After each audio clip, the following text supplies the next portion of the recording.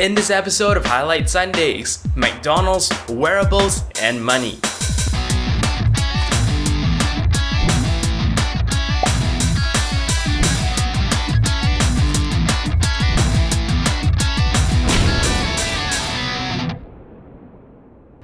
Hello and welcome back to Highlight Sundays. It is the second week of 2014 and here are your highlights.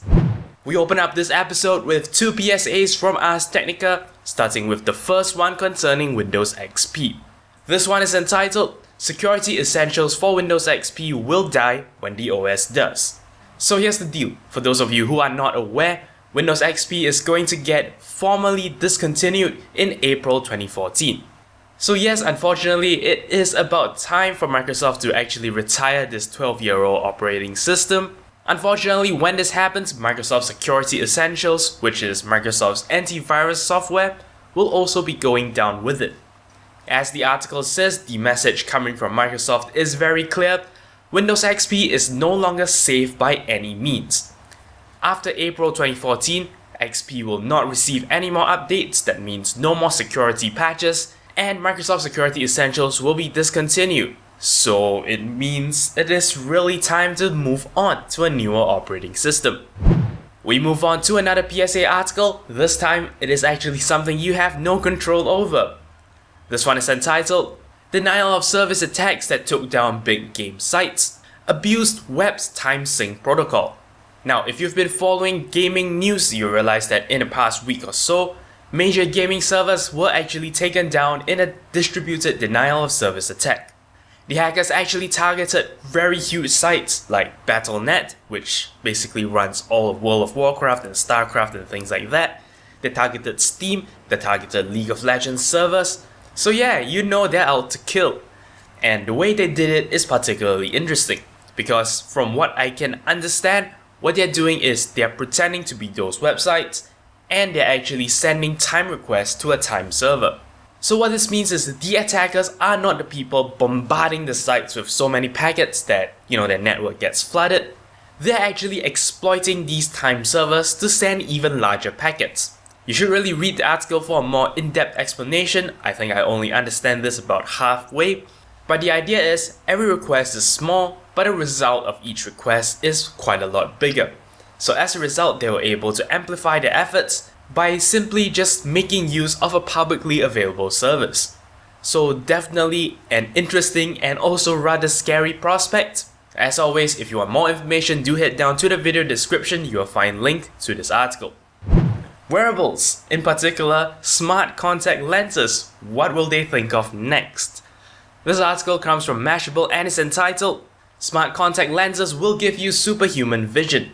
I guess this particular product will directly compete with Google Glass, except this isn't something you wear in front of your eye, it's something you wear on your eye. Now, the developers of this particular product clearly know the parallels people are going to draw between this and Google Glass, and they actually mention some advantages of their product above Google Glass.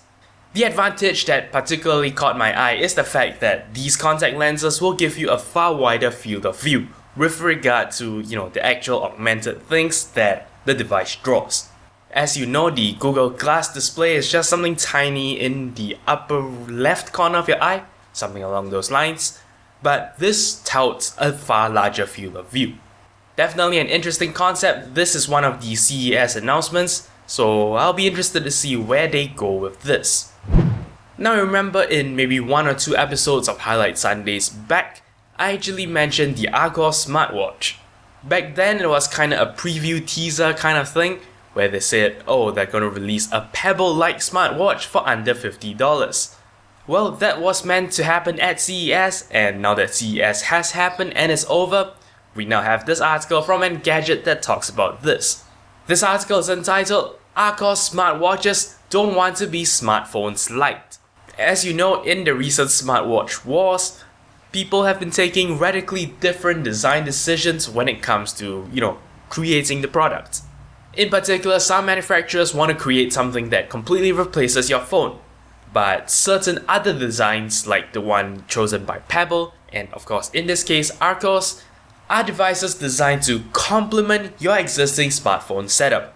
Unfortunately, this watch comes in 3 variations and only the most expensive has e-paper, which, as you know, I was very interested in having an e-paper device.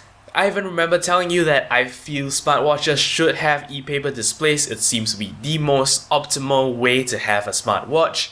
Unfortunately, it seems that Archos is coming out with 3 different smartwatches, and the first 2 have LCD screens.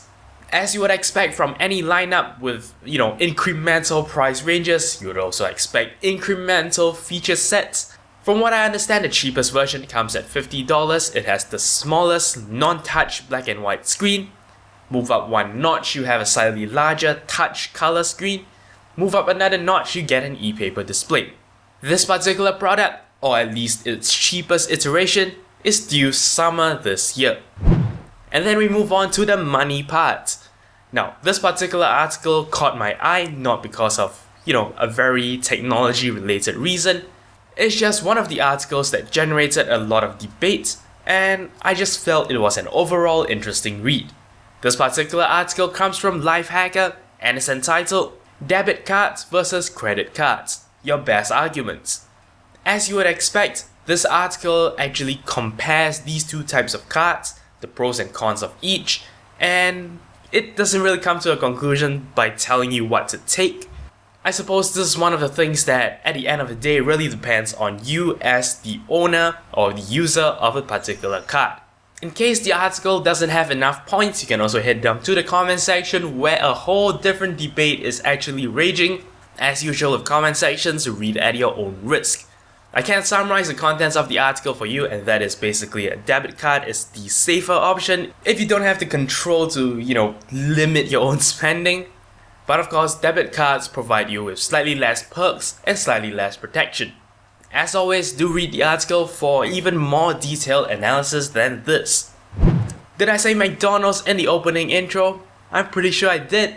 This article comes from Daily Mail and is entitled Forget Supersize Me. Man loses 37 pounds and lowers his cholesterol by 1/3 after eating only McDonald's for 3 months.